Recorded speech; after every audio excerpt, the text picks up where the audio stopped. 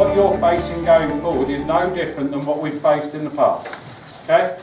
The government, industry, whatever, meddling, getting involved in our market has been going on since before I started, and it will go on a long time after I finish.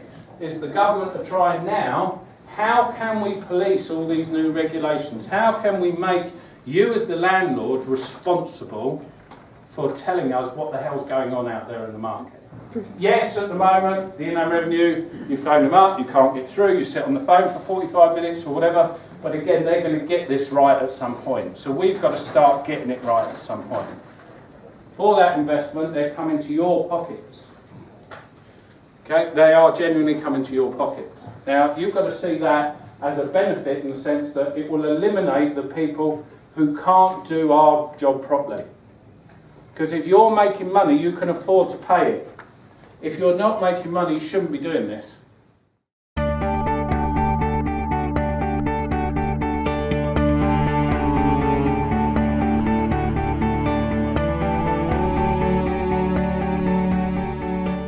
And then in 1992, we had what was called Black Wednesday, where interest rates, the base rate hit 19.6%. Wow. It was an absolutely terrifying time. And again, it was all created by the economy and the government and their meddling, if you like.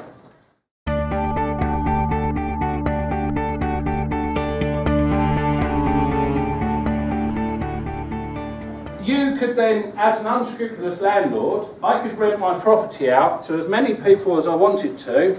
There was no regulation whatsoever, and I could let them all sleep on bunk beds or mattresses on the floor, and they could sleep in front of a gas fire that would go out and then would kill them.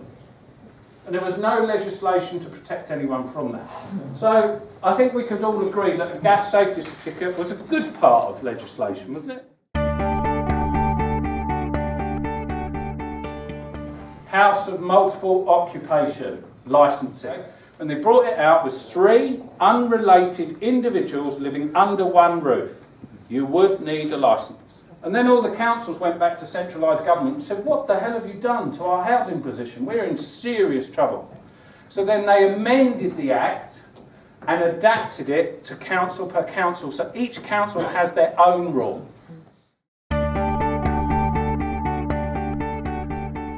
They also brought out in 2004 what's called selective licensing. So in Scotland, for years and years and years, you've had what's called the Fit and Proper Person Act. So you have to apply for a licence in Scotland to be a landlord. And in Scotland, it's done district by district.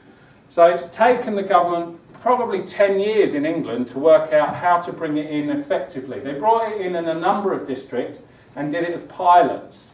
Because they did it cleverly, they brought it into wealthy areas, very few people caused a backlash. And now we're going to get it nationwide. So, selective licensing has taken quite some time to move across the country, but be warned, it is going to be in your postcode soon. They won't let you off because you didn't know about it. Ignorance is no defence in the eyes of the law. Then they had the new tenancy deposit scheme. And after 2 years, they're saying only 15% of landlords have registered. So then what they said is if you end up in court, a judge will give 6 months rent back to the tenant. There will be no questions asked. If the tenant can prove you didn't protect the deposit, they will be given 6 months rent. I've seen it where they've been given 3 years rent. That's how they self-police, isn't it?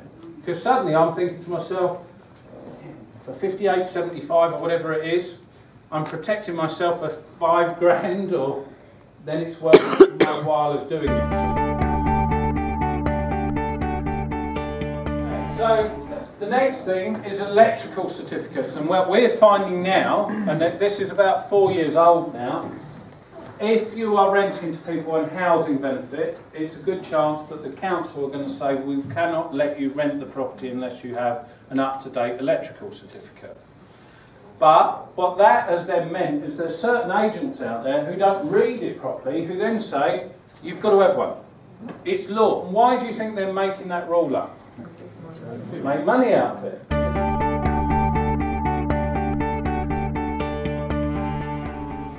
How to rent guide.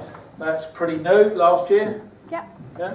Brought in how to rent guide, which you have to issue to all your tenants. But if you've changed the tenancy since it came out, you need to have followed the guide.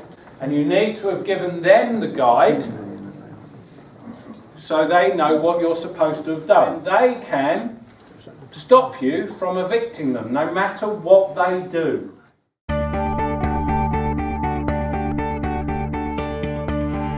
Energy performance certificates. Okay? So for those of you who don't know what they are, if you've got a washing machine or a tumble dryer, dishwasher, it's the little coding on the side. In 2018, if you are the bottom 2 levels of an EPC, you will not be allowed to rent the property out by law. So what you've got to do is you've got to start looking at your EPCs because they last for 10 years. You needed to have got one before you rented the property out by law. You're supposed to give a copy of it to all your tenants. So if you've got a HMO with 6 tenants in there, they're all supposed to have one. Over this next couple of years, this is something that you've got to get right. Otherwise, you could end up with a property that you cannot rent out. Again, 2.5 years ago, County Court had their capped ability to fine you as a landlord was taken away. So the maximum fine used to be £5,000. So it didn't really matter what you got up to. If you were making enough money, you could afford the fine. That cap has now been taken away, and in fact I've seen a fine of £300,000. Now that's obviously of a habitual offender, a landlord who they kept issuing him notices, he kept ignoring it, they kept taking him to court, and then the judge said, I'll tell you what, this will stop you. You can have 9 months in prison, or you can pay £300,000. They have the ability of entry now. So the local council can enter your property like the VAT man. So they can push the door down, they can go in, they can change the locks, and they can stop you entry into your own property. It's quite a powerful law if you don't conform.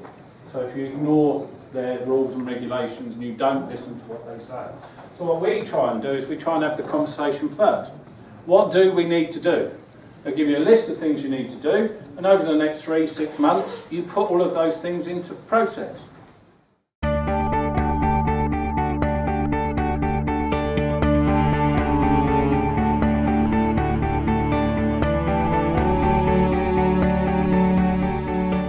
What I'm trying to picture, or trying to make you understand with all of this, is we're still here. We're still making buy-to-let work. And we've had all of this thrown at us.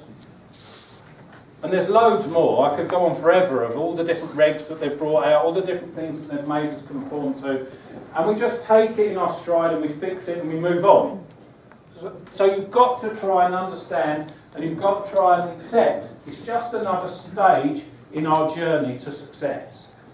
So don't see it as the negative thing that the newspapers and some other people out there are seeing it as.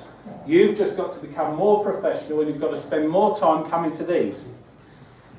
For that help, that advice to make sure you're doing it right next month, the month after, the month after.